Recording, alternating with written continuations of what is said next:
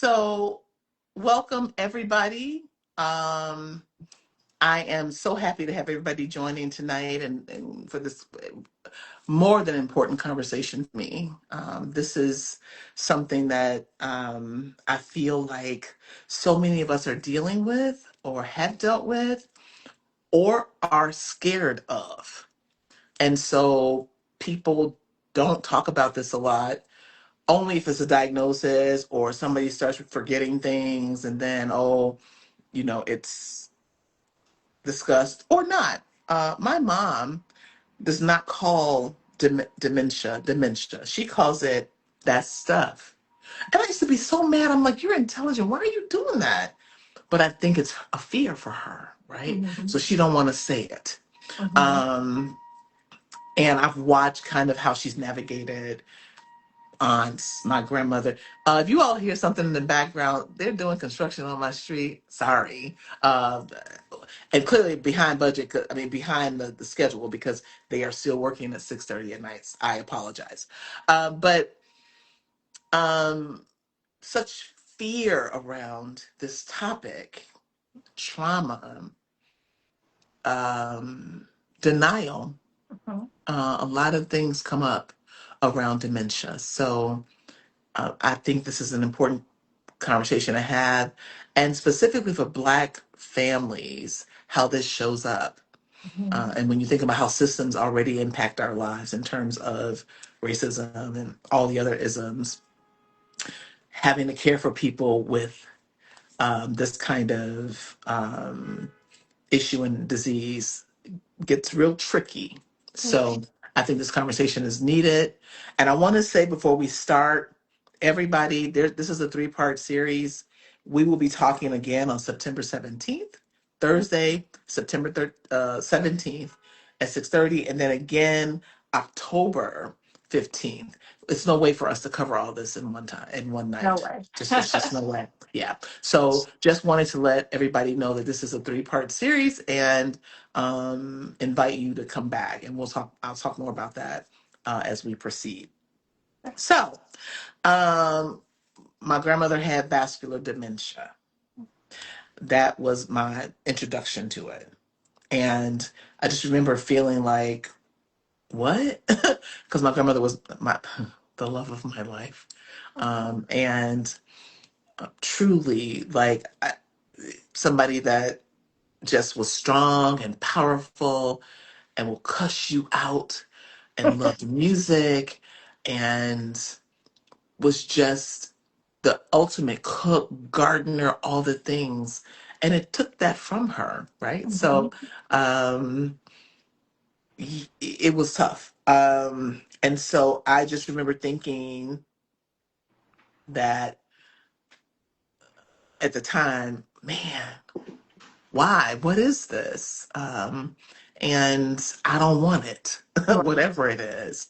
I should say that my grandmother um, had health issues, high blood pressure for years, and I'm sure was uncontrolled, and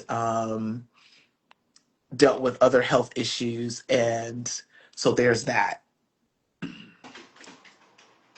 So this conversation is personal for me.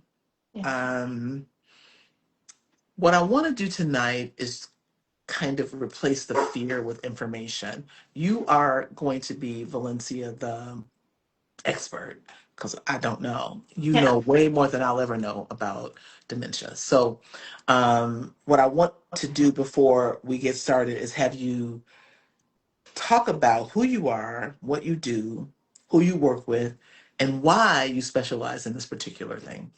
Yeah. Thank you, Lisa, for having me. And thank you for your transparency, sharing your own personal story about the journey Hmm. with someone you love who was diagnosed with dementia. Hmm.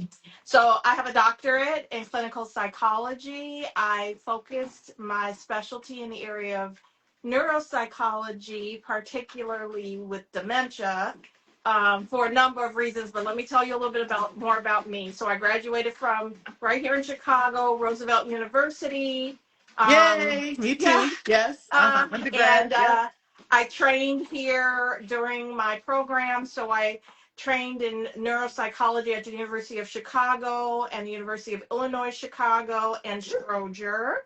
And I also did a minor at Rush in the Pain Center, and I did a year at Hines VA in the Spinal Cord Disorders and Injuries Clinic. So I did my internship at the Ann Arbor VA, Okay. University of Michigan Consortium at the time, and I did a 2-year postdoc specializing in cognitive neuroscience, a neuropsychology one that was 50% research and 50% clinical at the Geffen School of Medicine at UCLA, and the Easton Alzheimer's Disease Research Center. So that's my educational background. Okay. I have always had an affinity with older adults. Ever since I was a child, I would listen for stories and listen and sit up under older adults my whole life. Yeah. My own mother, I was a caregiver for. My mom didn't have dementia as people think of dementia, but she had an episode with diabetes that caused her to go into a coma. And she developed what they called at the time organic brain syndrome. Okay. I had always been interested in people's behavior and how people's circumstances changed their behaviors or shaped those behaviors, but I never really knew that there was a place for me in a field like this. Sure. Honestly, I happened upon psychology as an older adult. After taking care of my mom and her passing away and getting through the grief process. And when I was in school, all I knew was that I wanted to work with people with Alzheimer's. That was my focus. Sure. I want to work with these people because America throws our older adults away. And, I hate that idea. Yeah. Excuse me. I hate that idea. Sure. So I focused on that. I did not know neuropsychology was going to be the end result. Sorry, let me get some water. No worries. No worries. I've been coughing for 2 weeks. No, for a month. So no, I've been coughing too. I don't know what's going on. Don't make me laugh. We came back from Mexico. My mother and I started first with, and I haven't had a cold in probably 5 or 6 years. And then I had something, and I'm like, what is going on? And all that coughing. So I get it. And every time in the evening, I'm talking to my clients and I start this coughing, I get it. Yeah. Take your time, drink your water. Yep. So I went into the program just knowing I want to work with older adults and I want to focus on Alzheimer's disease. And in my first year there, one of my fellow cohort people that I was in the class with, she was asking me, we're getting to know each other, and she goes, what do you want to do? And I basically described neuropsychology, and she goes, oh, you want to do what I do. You want to be a neuropsychologist. And I was like, what? Let me go look that up. Yeah. And it turns out that was the exact thing, but I never was exposed to psychology and neuropsychology growing up. Yeah. So this field, knowing that this was out there and has quite a bit of work involved, but I didn't let that stop me. But that's how I got here. And then the other major part was, so I work with veterans. I come from a family of veterans, right? Okay. And so I work with veterans, and particularly, I really wanted to give back to my community. I wanted to be a source where people could learn and be educated, could ask questions. I wanted to be a resource in my own community. And so the reason why I came back to Chicago you okay? You need some water now. I'm going to get water too. Hold on. I don't know what's going on. Hold on a second. This is wild.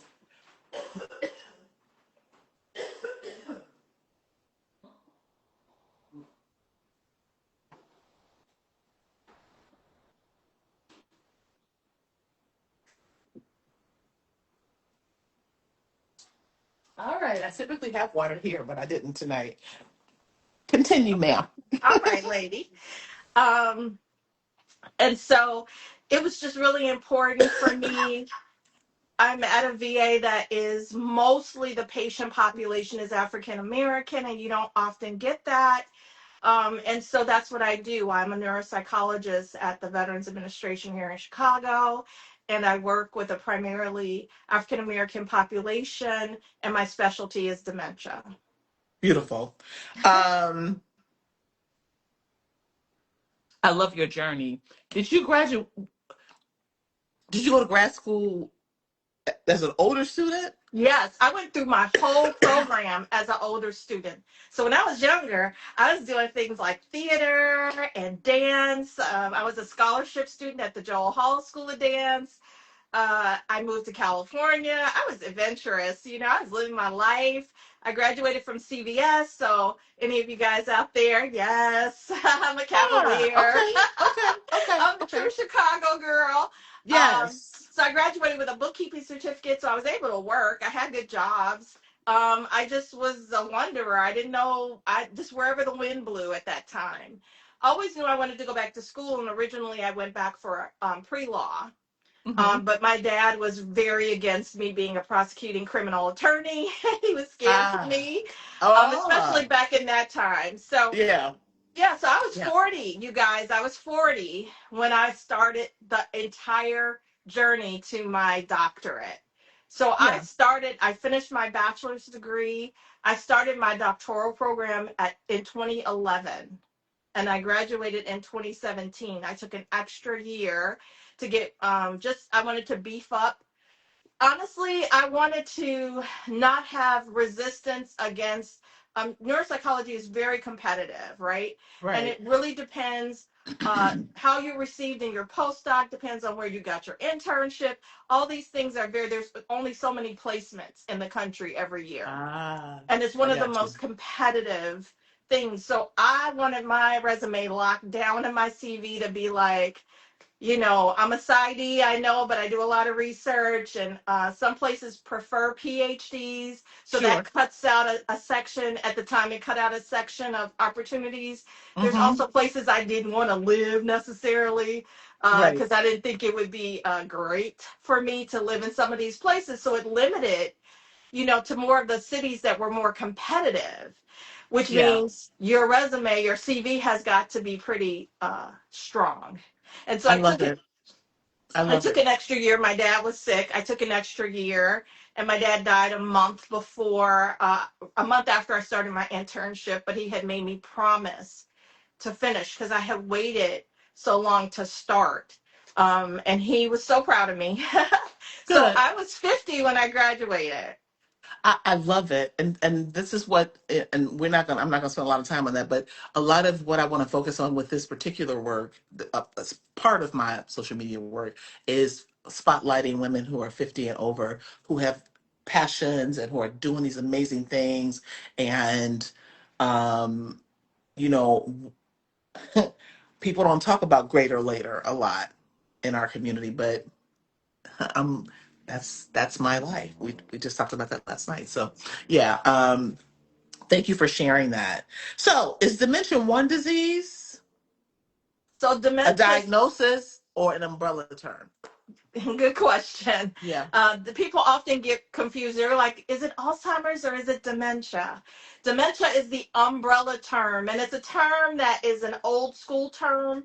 The newer nomenclature or the newer naming system really calls it neurocognitive disorder. So it's Right. mild Hmm. neurocognitive disorder or major neurocognitive disorder.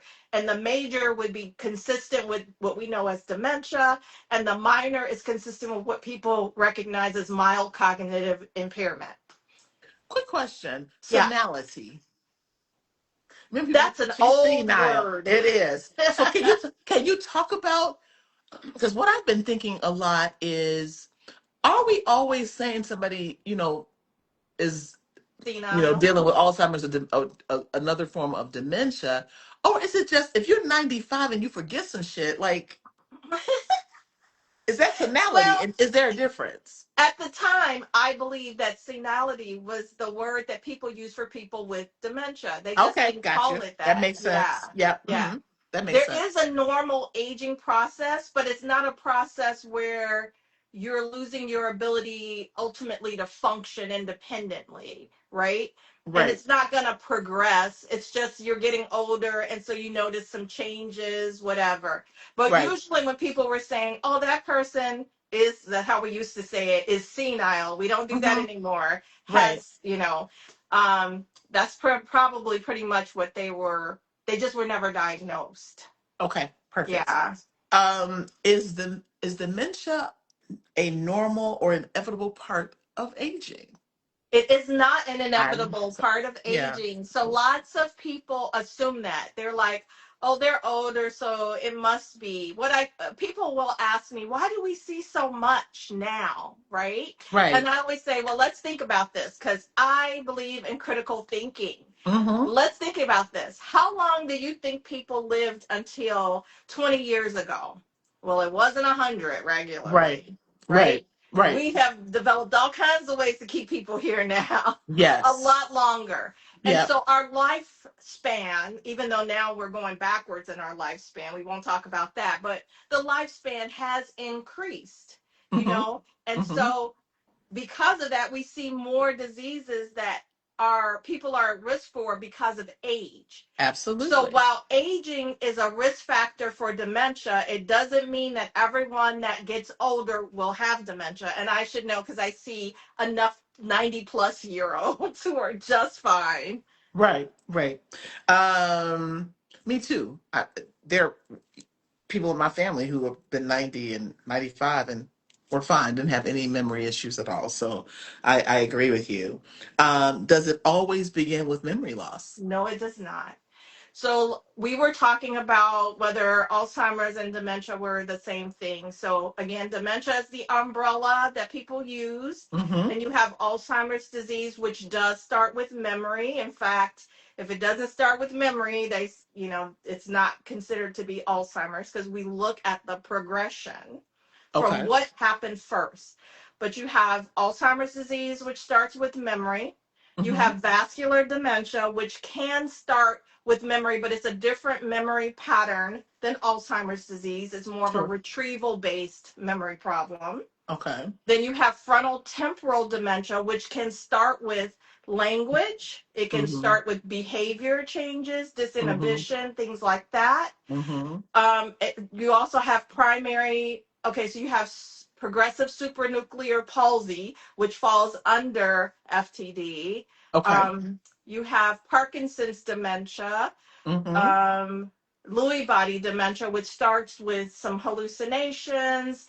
It also starts with some physical components that are like where people have orthostatic hypotension. So there are all these different ways that things present, but it doesn't always start with memory. Okay. Yeah. Okay. Um, I'm such a nerd, so if I start nerding out, just bring me in. no, no Bring me in. worries. Mild cognitive impairment, how is it different from dementia? Yeah, so I often get this question. So you have normal, what we call normal cognition, and that simply means that compared to other people your age and education, you're right in line with them on testing when we test you on our with our test, right? Mm-hmm. Then Mm-hmm. you have the next step up, which is mild cognitive impairment.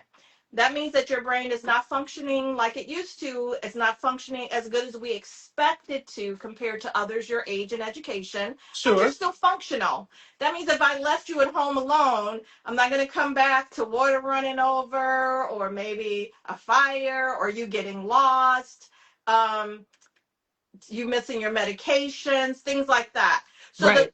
the criteria for a dementia diagnosis is that you functionally are dependent on someone else helping you, right? Okay. And that's Okay. how we decide. So I can have people come in who can be pretty impaired, but I don't necessarily, I'm much more conservative with that diagnosis because I understand the fluctuations of the day, week, month, right?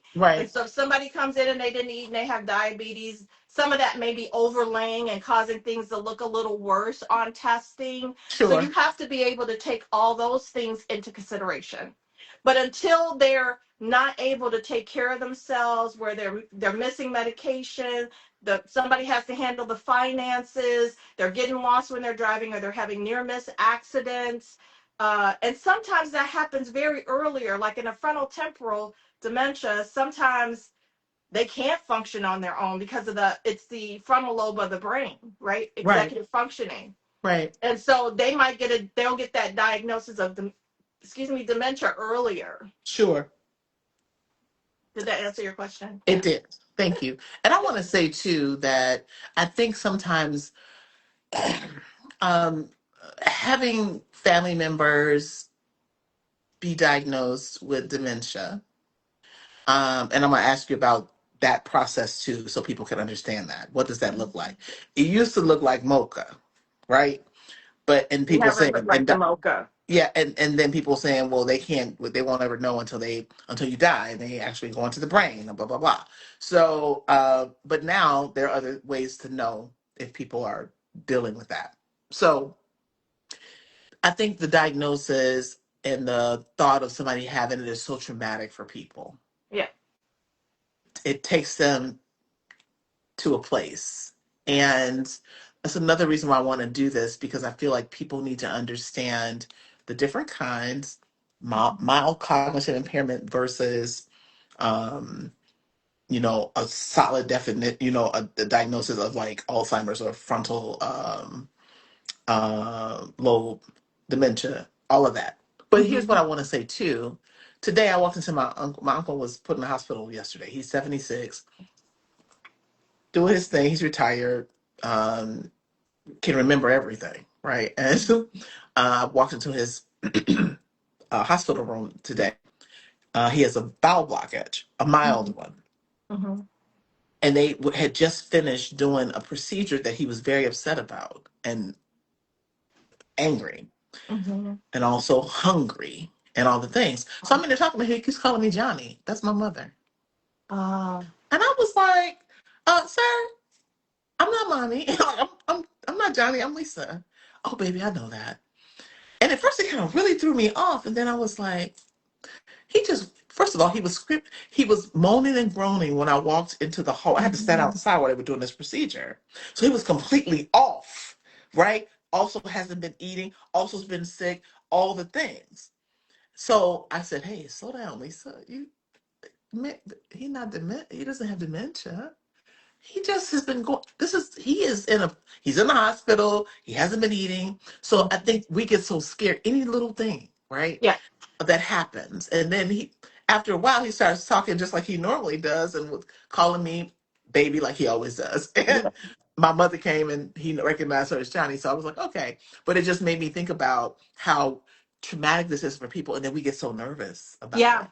Yeah, yeah. Yeah. So okay, as we get older, any little thing can set our little brains off, Mhm, unfortunately. mhm, Our brains mhm, are overloaded mhm, sometimes. The mhm. cognitive burden can be heavier, but especially in older adults who are hospitalized, they're outside of their normal routine, their normal environment. We know from research that a lot of times they can have some kind of confusion, a little bit of delirium sometimes, but Mhm. especially the post anesthesia stuff. I mean, even you won't remember stuff after a surgery Right, directly after things. People be like, I can't see you. You did, but right, that's not dementia, people. That right. means that they need to clear.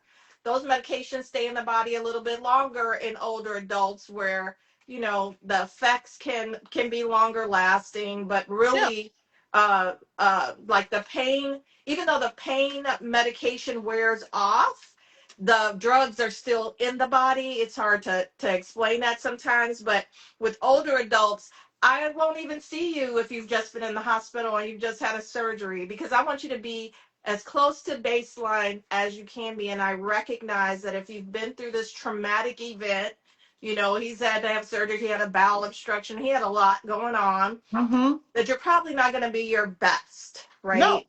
And Mm-mm. so, why do I want to see you at your best? Because that gives me the best way to kind of tease out what's going What's on, going on? right? Yep, that makes perfect sense. And I appreciate you saying that. Um, can two people both have dementia, but have very different symptoms and experiences? Absolutely. Okay. All the time. Okay. Okay. All kinds Okay. of ways. But the one staple thing is that Alzheimer's disease will always start with not remembering, because what people come in and say, oh, long-term memory is great, like they remember things from their childhood, and I say that's expected. So as far as memory is concerned, we start to lose the most recent things first, which makes sense because they've been with us the shortest amount of time. Sure. And it goes backwards. And that's when, when they progress, when they start to not remember people or details and things like that. Okay, so Yeah. you have that. So Mhm. it's recent things like where the person's coming back, maybe saying you just told them something and they come back maybe like, oh, what time are we going to such and such? And you're looking like, okay, 3:30. And then they go away and they come back, what time are we going to such and such? And you're like, I just told you that 3 times. Right. So people will come in with those kinds of things. So that's common. Yeah. But what's not common is I need to know, did somebody die recently? Did they lose a loved one? Because we know attention, we know depression draws attention. And Right. without attention, you can't have memory, right? And Ah. so, yes, so sometimes Yeah. I'm like, tell me more. What's been going Right. on in this person's life? So sometimes patients come in and they want to know, why do I need to know so much about their whole lives? And I'm like, because Right. I need to put these scores in a context.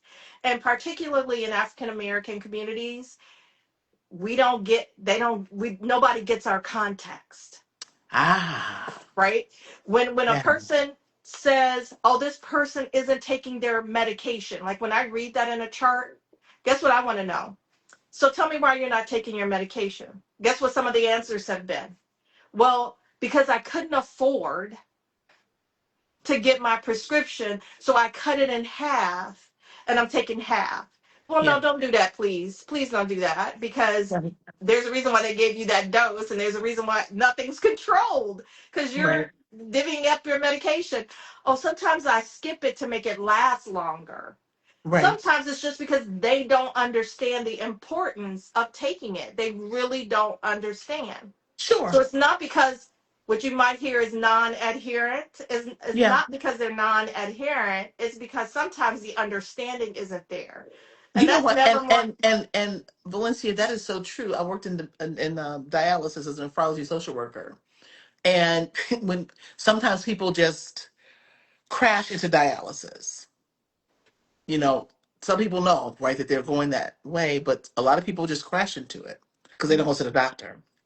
And One not of the just things that, because of that, but also because of those scores. So oh, that too, that yes, too, yes, that yes, too, that yes, too. yes. But one of the things I would, be faced with is people thinking that they could not do it Right. because they didn't understand it. Nobody Yes. had sat down and talked to people, and no, everybody doesn't have a high level of literacy, right? So you have to talk to people and try to meet them where they are. Well, we Um, should talk to people we and meet them should where they are. absolutely, and a lot of times this is where Western medicine goes crazy, right? And this is where systems show up in our lives. People don't understand what's happening. Do I Exactly. need to come into dialysis every? So I got to do it for just a few weeks? No, No, unless this you get a is transplant for the rest of your life. yes. Yeah, which then telling them that traumatic, they've fallen out, what? And so I'm assuming it's the same way with this particular with dementia in the same Same ways, thing. right? Yeah, A lot of yeah. times people come in and I'm like, how long have you noticed these problems? And people will Mhm. be like, oh, it's just been in the last year. And I've been known to say, that is impossible. If this is what I think is going on, this had to have been going on for at least 7 years. Like, you guys were just saying, oh, they just getting old, or they just don't want to do it, or whatever. You were making excuses when if you had gotten them in here sooner, maybe, I mean, now you're asking us, what can you do? It's harder once it's progressed. It's really harder to arrest the process. But Valencia, um, and I can't say a lot about this because I might get in trouble. But there are people in our families who are in serious denial too and won't address it. Like if I said, you know, I'm worried about that. Ain't nothing wrong with me, honey. I'm fine. So they won't, and so then you can't make somebody go to the doctor or take a test or Yeah. any of those things. So you're like, but I see it, and I've been seeing it, But And they're like, that ain't nothing wrong with me, uh, and get mad about you it's even suggesting that yes, it's something's wrong with their memory. I believe it's how we have those conversations. Okay. So I always suggest to people that you bring it to your loved one in Hmm. love and say, you know, you're important to me. I love you. I'm really concerned because I've noticed some things and I'm wondering if for my peace of mind, you'd be willing to get assessed just Yeah. so we can make sure that you're okay because I want to keep you here as long as I mean, just be honest. You're afraid, you're scared, you've noticed these things, and you Right. may be perfectly fine, but what does it hurt to check it out to make sure? And Right. put my mind at ease. So a lot of times that's not what they're hearing. They're hearing your memory is bad. You're da da da da. And you think I'm crazy and something's wrong Yeah, with me. Yeah. exactly. Because my Yeah. aunt, I didn't share my aunt just passed away this year in March. My I'm papa's so sorry. last full sister. I'm My sorry. mommy auntie is what I call her, but what I called her. A But she had muntie. The muntie. Yes. Monty, Yes. exactly. Yes. Yes. Um, she was the one my dad talked to when he knew he was passing. He wasn't gonna make it to my graduation, and he asked her to make sure she was there. She was at my undergraduate graduation. She was at my doctoral graduation. My auntie had Alzheimer's disease, and when I would go visit her, she would tell me, "You know, they think I'm crazy." Yeah. They think are Yeah. crazy. I'm like, Auntie, you're not crazy. You're Yeah. okay. And then I would be in the kitchen making a cake for her, and she'd come in and she'd say, what are you making? And I'd say, key lime pound cake. And she's like, that sounds good. I said, you love it every time I make it. And she'd leave out and she'd come back in a few minutes later. What are you making? I'm making. And I would look at her and I would say, key lime pound cake. She's like, okay, Yeah. that sounds interesting. I said, Yeah. Auntie, you love it every time I make it. I You do? know, at a certain point, it just starts to be funny, right? And like you just play into it because Yes. what I want people to understand too is when you always make a point of pointing it out, it causes them stress. So don't do that. And they start to isolate, which is not good Absolutely. either. Yeah. So I Yes. talk to families about that often. Like the more you're I was like, what difference does it make if they didn't remember? That's your stuff. You need to deal with it. That's Woo, your fear of losing woo. someone. That's your fear of that person not being the person you remember them to be, rather than embracing this moment, this time that you have right now. Did it hurt me to keep saying that to my auntie? No, it did not. I love her No, so much. I love her no. so much. Me too, with I my don't grandmother. care. I I don't didn't care. either. Yeah, I I'm didn't like, either. we I could didn't laugh. We either. laugh at it every time. What? Yeah, It's me funny every too. time. I told you the other night how my grandmother was like, because you know I be wearing weaves and all kinds of shit, right? And so I'm like, she was like, "Oh, your hair's so long and pretty. I don't mind like that. What you using?" And of course, I'm silly. I'm like, I use a super grow, grease on my scalp. Can I get? Can you buy me some? I'll pay you back. Sure. So then Sure. 15 minutes later, I'm saying the same thing. And Mama's like, Lisa. She like, Mama, Lisa lying. She ain't no super girl. That's a weave. So, just it just became funny. And I wasn't upset with her about it at all.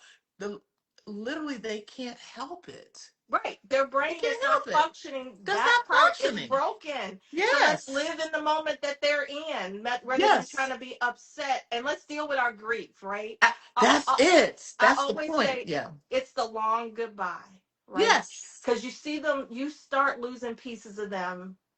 And I'm going to tell you what, once they get past that stage where they're in denial, when they get confused about why they don't know things, once they get past all that, they think they're fine. And you telling Yes. them that they not is not the greatest thing, right? It's not. And Leave it's them not going to alone. change anything. If Yep. they have memory problems, they're going to forget that you just told them that they have memory problems. Exactly. Why So leave. focus on that? Leave Exactly. it Exactly. alone. Exactly. Exactly. So, what are the first signs that families should be like, That's a good question. And hmm I'm always hesitant because then people are like, well, she did this or she did that. Keep in mind that there are reversible causes of memory loss. And so sometimes it could be a urinary tract infection. and they're kind of delirious. Sometimes it can be, an infection, or their blood sugar's high, or their blood pressure's high. I mean, there's so many reasons for a change, but those Right. are always acute or sudden changes. Right. So what you want to look for is slowly progressive things, like repeating the same question or story without ever realizing that they're doing that, and that it's Right. not a sudden thing, but it's slowly you've noticed it. You Hmm. know, it's not necessarily the walking into the room and forgetting what you came in there for, because that's a whole nother thing. I that's do that all the that's time. that's that's usually Yeah. attention issues, Right. but it can Right. sometimes indicate that something's changing. Right. Um, Not being able to get around, like not being sure where they are, getting lost in the supermarket that they go to frequently, Sure. losing language. So calling things like, "Can you hand me that thingamajig?" So they Hmm. can't, everything's a thingamajig, right? They can't Right. call the name of it. Not being able to use things that they could use previously, like the remote control or their phone, they're Right. starting to have trouble with. Right. Um, Calling a dog a cat. Oh, that cat came in here barking or whatever. Substituting, phonemes, or substituting, like calling a leash a thief, or Okay. yeah, so changing that. That's an indication that maybe a language thing is going on. Sure. Getting turned around, disoriented, all those things could be signs. Yeah. But I would say the biggest thing is that, I guess the biggest thing is that that they're not functioning as sharp as they were all the time that you've known them, right? Sure. So Sure. you may not be able to identify exactly what has changed, but you've noticed that they're not quite the same. Yeah. Sometimes they start to be afraid to go out in public, so they resist going out when they used to Yeah. love to go out. They're Yeah. less social, they're more quiet, because maybe they're noticing that they're dropping things and they don't want it pointed out. Yeah. So those are all kind of like early indicators that maybe something's going on. Also, too, I wanted to ask you specifically, people who have always been like super outgoing and kind of have a bunch of friends and whatnot, and all of a sudden you kind of notice that they're not calling folks, they're not really answering the phone anymore. They kind of push back on it. Um, just thinking, is that a part of it too? Maybe, Or could but it? Yeah, it could it could be also be depression. It could that also part? Yeah. be, Yeah. yeah, it could Yeah. also be, because as we get older, we start to lose people more frequently.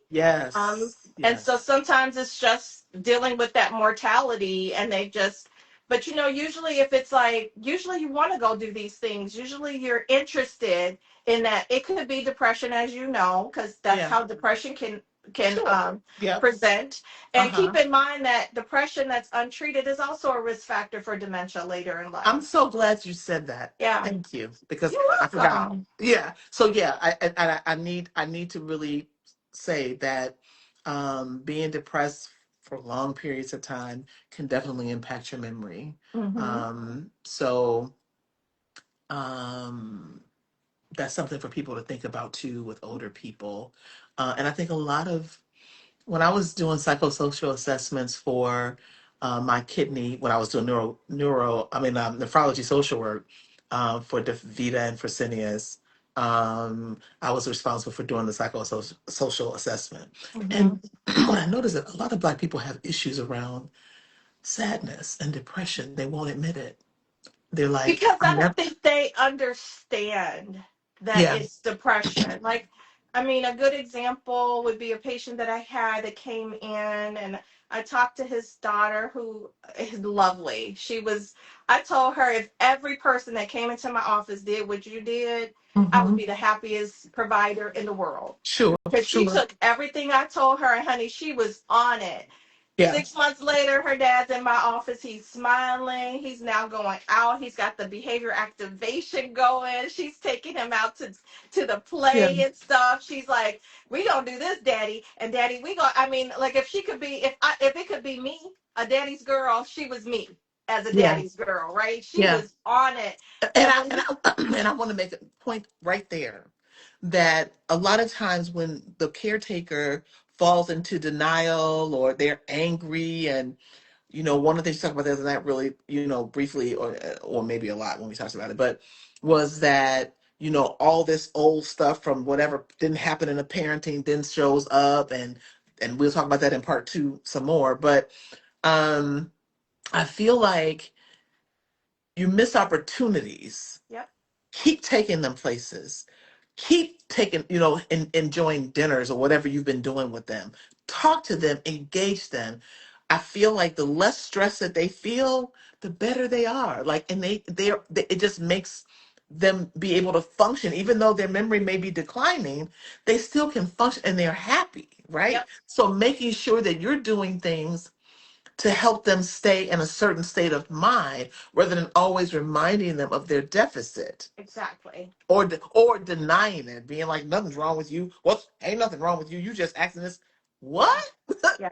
So being able to help them maintain certain um activities and joy, right? So Yeah. connecting to that, yeah. There's Music, so all those things. Yep. Okay, I'm glad you said music, but I'm gonna come back to that. Yeah. There's so many programs, right? I'm sorry. Somebody just said, can long-term uses of SSRIs increase the risk of dementia? So Angela, I think, is asking that, and anti-anxiety or anti-depression medication. We'll get more into that, Angela, in the second part of this series. But I would say that I don't diagnose, I don't give people medicine, right? But I would say, and I'm not please don't even get me started with trying to tell you what SSRIs do. I'm not doing that. But I will say that I have read that, I've heard that. So, it could be true, but we'll get more into that in, I think, Yes, session because I think two. that I think a lot of Black people I've heard that from more recently. Uh-huh. But honestly, and we absolutely will talk about this more. Mm-hmm. The research does not actually support that. Okay. Certainly, there can be any medication can do anything at some Mm-hmm. point, Mm-hmm. Mm-hmm. but we what I want to talk about the next time we'll talk about how research is disseminated to the public and Yeah. how a lot of times people that's disseminated have no idea what they really have read. Mm-hmm. They're not Mm-hmm. looking at the number of participants. They're certainly not looking at whether there were Black participants because we hardly participate. And keep Yes. in mind that a lot of there's so much information on the fact, even with Alzheimer's disease, they always point to the ApoE allele Mm-hmm. for Mm-hmm. and they found that in Black people it's not the same, it doesn't have the same burden of disease for Alzheimer's disease development as it does for other cultures. And so um and that's partly because we don't participate in research. And so once they got a big enough sample and they started running things, and they're like, well, all these people had this burden, but they didn't develop it necessarily. And so Yeah. that's a better conversation for the next time. But Yeah. certainly, because research is my baby, I want to talk to us about how we look at popular media and how popular media grabs hold to these sensationalist things, and they tell you, oh, this is known to cause cancer, and you find out if you actually read the study that one person had cancer. And when you have a medication study, if I'm in Mm-hmm. your study and I develop cancer while taking your medication, it has to be reported as an adverse event. Do you Right. understand? And so then Right. that gets incorporated in there because they have to say now it may cause cancer. And Yeah. so we have to understand that these studies we can't control for everything. We don't know what No. people are doing. We don't know No. people doing No. drugs with their No. antidepressants If you or don't if whatever. you don't know the context of people's lives and what they're doing, what they're eating, what traumas they've experienced, you you just don't know. Yeah. You don't know. Yeah. So it's a I'm correlation, glad you but said that. nothing proves. That's why we talk about Exactly. research. It correlates to something, but it doesn't necessarily prove it to be true. But there's a chance that something is true, right? So So there's a so lot of things to consider. so when you talk about the early signs, I would I'm going to make the assumption that if those are things that are happening, then we probably need to go get checked out over a period. I mean, if it's Yes. happening over a period of time. Um, Is that the same? Would that be the same as then saying I need a neurocognitive or neuropsychological evaluation? So you Would that be the? Would you be doing all of that at the same time if you have start having if your loved one is exhibiting these particular symptoms? so let me say two things. First, let's go back to the SSRIs. Uh huh. Um, I don't believe that you should be on that medication forever anyway. Me So the either. gold standard Agreed. for treating Agreed. depression has Hmm. always been therapy. Right. That's the gold standard, right? Right. We're actually trying to get your brain to start making that serotonin and dopamine the way it's Sure. supposed to. Sure. All right.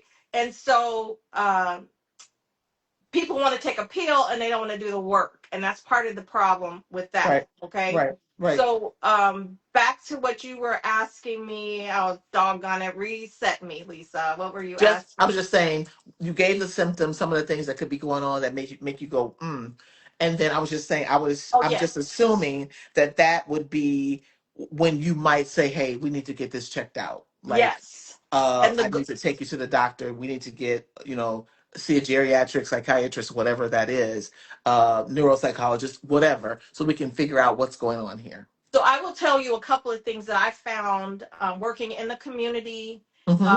as a neuropsychologist when I worked in Michigan and in Indiana. A lot of times, these primary care doctors Mm-hmm. sometimes don't send you, or maybe they don't know. I'm not sure which it is, but the gold standard, meaning if we were looking at the consortium, the agreement of how to diagnose dementia. Mm-hmm. The gold standard is that you see a neuropsychologist for assessment, you Mm-hmm. see a neurologist for the functional piece. They're going to check your cranial nerves and reflexes and watch you walk and ask you questions and do all that. And Mm-hmm. they will order imaging. And with all of those pieces, then we try to come to an idea of what the diagnosis is. Okay. And so but some doctors won't send you. Some doctors will say, oh, they're just older, or they'll prescribe like Aricept or something. Okay. And I'm going to say, don't do Okay. that. Okay. And Okay. hopefully I won't get in trouble. Okay. Okay. Ask for Okay. the full thing. Yeah. Okay. Okay. Um, so we have an entire session coming up about dementia in Black families. That's the second one. Mhm. But I want you to just give us a little preview of what you think Black families should understand about dementia, and also why is this conversation important to have before a crisis or something really goes wrong. Yeah, and I just want to say real quick, I want to back up because I mentioned a brand name. It's Hmm. nothing against the brand name.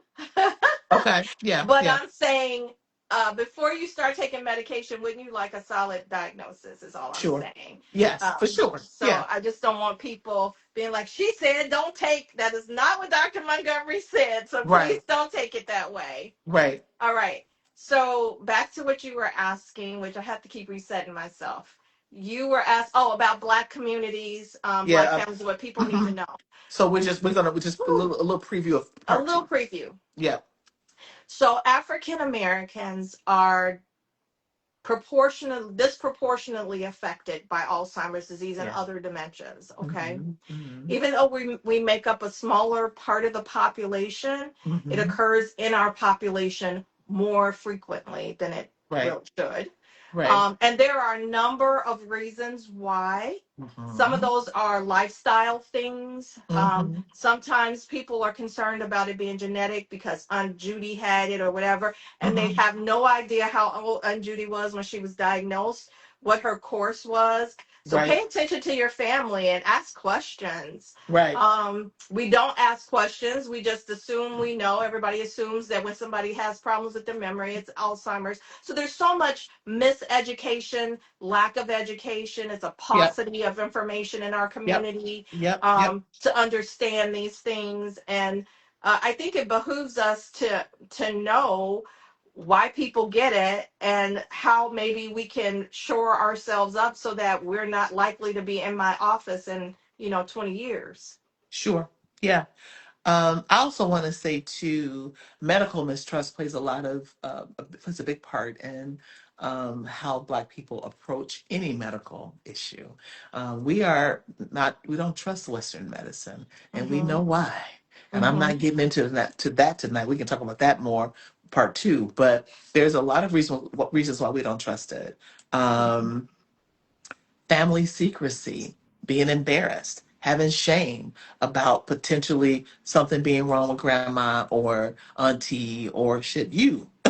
Yeah. So not wanting to deal with that. And people have to understand, a part of being diagnosed with any disease, and I work with a lot of women who have breast cancer and or other kind of cancers, is shame. Well, why would somebody be ashamed about that, Lisa? Because it separates them and makes them different. And it Right. goes into an idea that they are in alignment with their core beliefs, basic CBT, right? Something is wrong with me. Yeah. Something's wrong with Yeah. me. And I don't want to share this because I don't want people feeling sorry for me. We have a lot of issues around that. So all Right. of that to me plays into that next conversation that we're going to have. Yeah. Um, and just refusal to accept it. I'm not, I can't deal with that. It's too heartbreaking. And it is heartbreaking, right? But this is why I wanted to have this conversation with you too, is because you made me decide that I don't need to seek out medical assisted death if Thank I get God. diagnosed with some form of dementia. The Yeah. way you talk to me, I'm like, okay, maybe I don't need to jump out the second floor window, right? I can still live a life, maybe with a Yes. lot of support, but I can still live a life, and that's what I want for everybody to understand is this diagnosis does not mean that you're going to die tomorrow or you're just going to be a shell of yourself. My Not grandmother necessarily. my grandmother still had uh there were aspects of her that never were impacted by it. And she was very funny and would do a lot of really inappropriate and say inappropriate things Hmm. sometimes, and that was still very much a part of her. So she didn't lose Carrie in totality, right? She was Yeah. still very much Carrie in a Yeah. lot of ways. So I think that's a preview of part two too, is that there's a lot of these things that are circling around our families with this particular diagnosis and disease that have to do with 400 years of stuff. Yeah. And And trying to we are destigmatize. really big on secret keeping too. Yeah. Yeah. And trying to destigmatize, right? But keep Yeah. in mind, I mean, when you think Yeah. about it, I mean, what happened to you if you were a slave and you were sick? Did they keep you or did they take care of you? What happened? And so Mm. maybe that's just ingrained from our ancestors to not discuss those kinds of things. Like we don't talk about mental illness. We're doing it more, which I'm so Yeah. happy about, but Right. we don't automatically seek out therapy, and we Mhm. don't automatically think And I'm that. gonna tell you why. Yeah. Because a lot of us are walking around with, based on every experience that we've had, particularly via systems, Mhm. racism, sexism, all the isms. Yeah. We're walking around already with the story that something's wrong with me, Yeah. right? So Yes. then I'm not trying to um I don't want to deal with none of that because I'm already feeling that way. And this is gonna make me feel worse Yeah. about me. Yeah. And it's disease. It's Right. not like you chose this or any Exactly. of those things. It happened to you. And Right. so even with mental health, I'm not crazy. You don't have to be in therapy. Therapy, Listen. crazy. We are all dealing with things that we need to process and heal. And those things impact how we show up in the world, in our relationships, all of those things, and how we think about ourselves. So I want, man, if we that is just debunking the myth that you got to be crazy, or if you, even with breast cancer diagnosis, I have so many people saying to me, I didn't want that label. Yeah. People gonna see me as something's wrong with me. Folks gonna have to be feeling some kind of way.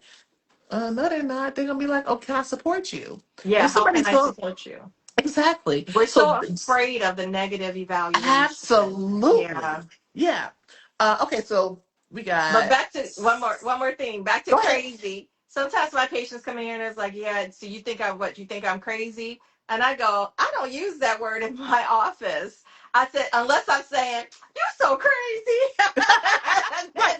And And that's it, right? I do the same thing. I'm like, if you're crazy, I'm crazy too, right? Because we're all having this human experience that impacts us in a certain way and shows up in how we respond to the world. Yeah, So exactly. everybody crazy, Everybody right? So crazy. I want to do this rapid fire myth or Sure. fact with you. I thought it's so Okay. cute, right? So Yes. we'll start with dementia is a normal part of aging, myth or No. fact. False. All right, cool. So it's a myth. All dementia is Alzheimer's. Myth. Thank you. Memory loss is always the first time. Myth. Ah, if my parent had Alzheimer's, I'm definitely gonna have Alzheimer's too. Myth. Thank you. Um,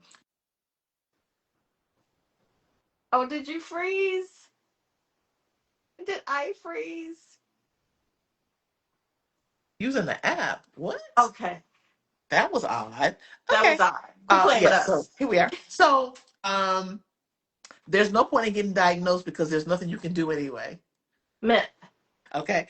A person can have cognitive changes and still participate meaningfully in decisions about their life.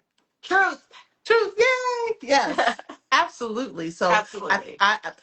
those are things I think people just think. I have a client who told me my mother had it, so I'm just waiting on it. I was like, man, what? Just because your mother had it doesn't mean that you're going to have it. So So what I've I been working with her around just kind of the letting go of that mindset. oh my goodness, the thought and the word, right, creates the universe conspires. Words have power. Whatever we're saying and thinking, the universe will be like, here I come, right? So no, just because your mom had it doesn't mean that you'll have it. Not at And all.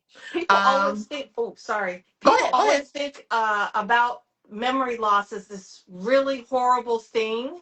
And so Hmm. one of the things I always say, is there a movie or a book or an experience you would wish you could have again for the first time?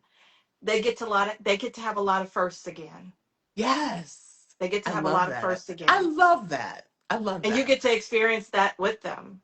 I love that. Yeah. I love that.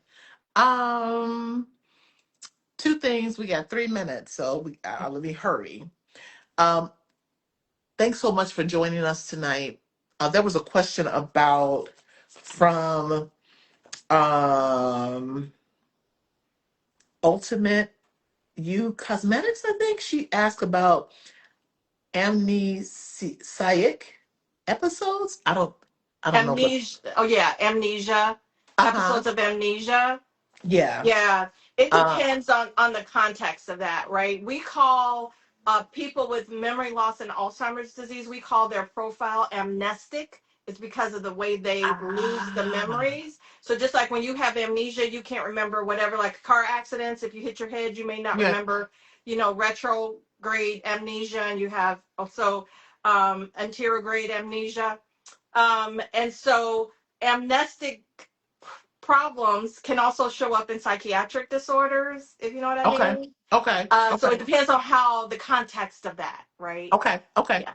I just wanted to acknowledge that she had said that. So, audience members, thank you so much for joining. And if you have any questions, Thank you. please put them in the comments because I'll be able to see them. We'll be able to see them and maybe answer them next time. I want to respect people's time, and we only have 2 more minutes. Um, part two is going to be Thursday, September 17th at 6:30. And part two is dementia in Black families, diagnosis, disparities, and what happens next. And then part three, when someone you love has dementia, caregiving, grief, and the Black family. That's Thursday, October 15th at 6:30. So those are the two dates for the next one, but I'll put the flyers out and it'll also be on um, Dr. Montgomery's page. In closing, Valencia, if somebody's watching and recognizes some of these symptoms in themselves and someone they love, but they're afraid to find out what's happening, what would you say to them? Don't be afraid. There are things that we can start doing, and we can also prepare you for the journey with Yeah, them. And I think yeah, that's one of the most important things that people don't recognize is they'll say, well, if there's no cure, what's the use? I said, well, the use is that I can prepare you for what to expect next sure, sure, and sure. help you cope with it in the Yeah, moment. And so, there are lifestyle changes that research has shown can slow the progression of some of these things. You can get that information, but we can't give you any information if we don't know what the problem really is. exactly. And if you don't Yeah. bring them to get Yeah. whatever diagnostic stuff they need to get done, I just want to say that this information doesn't make that diagnosis easy. That's not what this is for. Nope. But information gives us choices, right? And I want us to get better at having conversations before we're actually in the middle of the storm. I Yeah. want Black people in particular to be less reactive and more proactive. Proactive. Because that is, I think that's sometimes where we lose it at. So everybody's saying thank you for this information. I don't know, can you see comments? I cannot, Okay, so yeah, but you're people are saying welcome. thank you. The conversation was great. Valencia, I can't say enough about you coming on and having this conversation. I appreciate it. I thank you so much for sharing your expertise in this space with me. I'm looking forward to having these other two conversations and helping people um, not be as afraid Yeah. and not feel like this is stigma or something that they I want to say this. I know we're at 7:31. I just want to say that a lot of what I teach and talk about in my work is radical acceptance, which is a concept born out of a therapy methodology called acceptance and commitment therapy. But what Yes. radical acceptance asks us to do is accept things. Don't run. The more you push, the more it pushes back. So radically accepting this is what it is. I don't like it, but what can I do, Mm-hmm. right? To move forward with this thing and to get better or to make plans to address it. Mm-hmm. Radical acceptance, I think, is one of the things that with dementia would be really important. It's just Yes. accepting that this is what it is, and let's see how we can approach it, right? So, thank you so much. Thank you. I see people saying that knowledge is definitely power. Can you give real quickly your people can find you? Girl, now you know. Uh, I think my Instagram is Dr. Valencia. No, it might be Dr. V0907, or you can look under Valencia.Montgomery. Uh, I don't know, you guys. On Facebook, I'm locked down because I don't want patients friending me. Yeah, Uh, yeah, I so you understand. can't friend Yeah, me on there, but you can yeah. always find me. It's Dr. Valencia Wilhoit Montgomery. I think that's how I have it on there. And you can Okay. send me a message. But yeah, Yeah, best yeah, way is email me. yeah. Valencia, Dr. Valencia, Dr. Valencia.Montgomery@gmail.com. Thank you, beautiful lady. I appreciate Thank you. you. We'll talk soon. Okay. You all have Okay. a good night. Thank you so much for joining. Appreciate it. Have a good night, everyone. Bye.